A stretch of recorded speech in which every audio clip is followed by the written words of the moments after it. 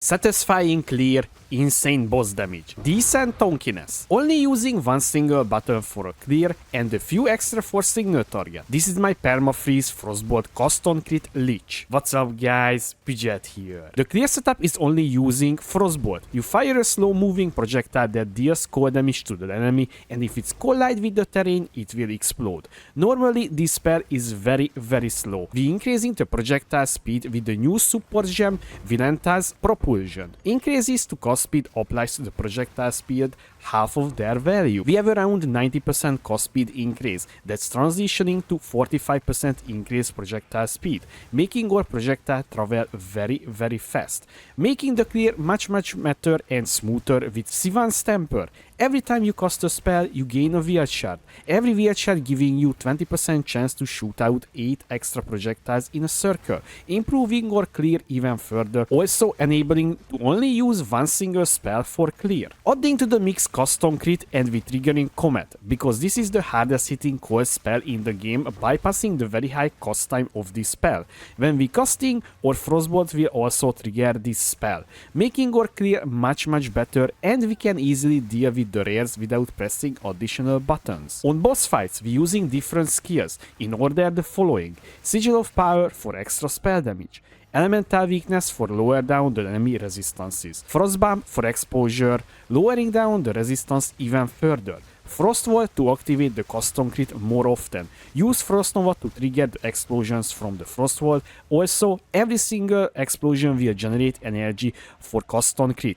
All of this results in a very deadly combo and quickly can kill any boss in the game under seconds. Although, as you can see, our mana is the bottleneck currently. When we using our combo, we will trigger like 6 comet per second and it will deplete our mana very quickly. This is why you see a little slower down on the damage side. The reason why Lich is my choice for this build and not Blood Mage or any other Ascendancies, I did not want to use again the broken Bloodletting and Tech Rod combo on Blood Mage, which is also get more and more expensive since the first time I played it, and wanted to make the build more accessible for more people. Also, I did not play Lich before, so I just wanted to see if this can work or not. And the other thing is, if you're taking away from Blood Mage the broken combo, then Lich is the only Ascendancy that has built-in defensive layers for a caster build. Let's start with the items, and I want to start with the most important part of the build, that is the wand and the focus. So, first thing, the stats that you're looking for: spell damage, elemental damage, increased cost speed, increased critical hit chance for spells, and +1 to level of all cold spell skills. This is very important for this build because all of our damage is coming from the gem levels. So the higher will be, the higher the damage will be. Simple as that.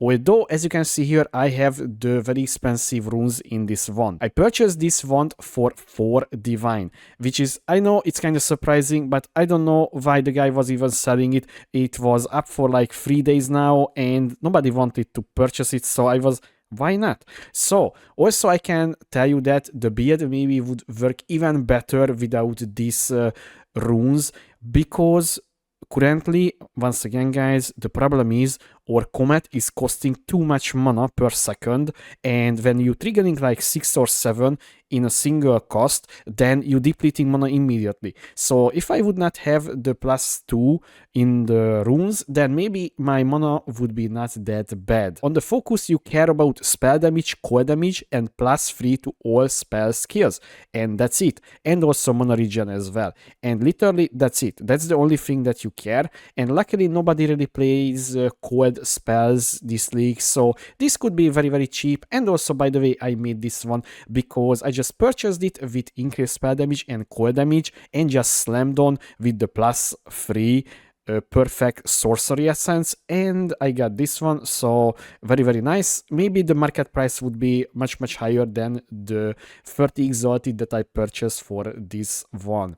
And the other very important part of the build is the Moligaro Virtuosity, guys. So we will set our crit damage bonus to 250%. 10%. This is saves up a lot of points on the tree, and we can just invest 2 critical hit chance increased, because once again guys, we're not a blood mage, so it's very hard to reach very high critical chance numbers and scale the critical damage bonus at the same time. So Marigado's Virtuosity is very nice choice for this one. And the rest of the gear is I would say defensively mostly, because you know we only using pure energy shield bases. Surprise, right? So you can see here I have 9.1k energy shield, and you can see here my body armor, my boots. So you just prioritizing maximum energy shield resistances if you can, and also rarity as well. And I'm using here in the helmet the increased cost efficiency rune, so my mana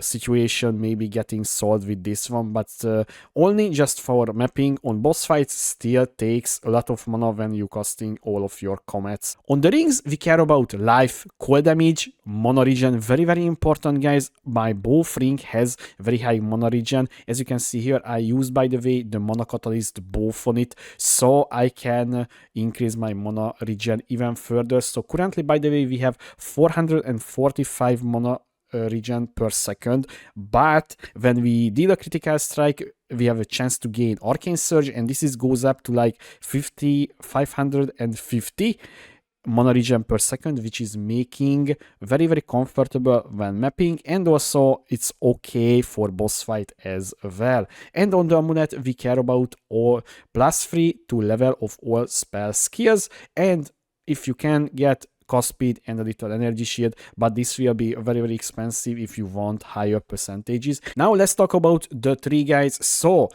first thing first guys, for the first time I'm using the weapon swap tech. So when we starting the boss fight, once again guys, I was saying we using elemental weakness and sigil of power.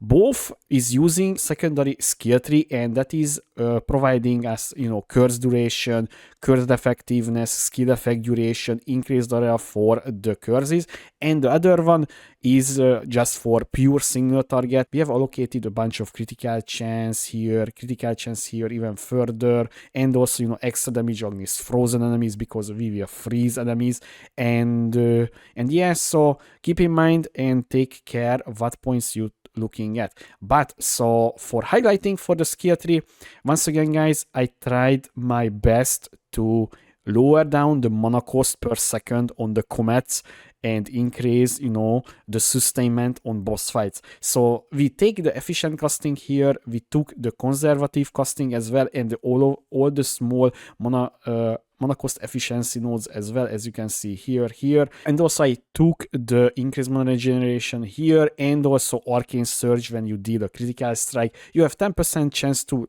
happen this one, and you have increased arcane surge effect. And also I'm even using the increased mana cost efficiency Heart of the World Javel as well, so I can't do anything even further. Once again guys, this is, I feel like, the absolute maximum that I can lower down. And now let's talk about the Ascendancy. So I feel like guys, this is not a surprise if you're seeing this skill tree, this Ascendancy tree. Only one surprise would be the Necromantic Conduit, because this is granting us the Unholy Might.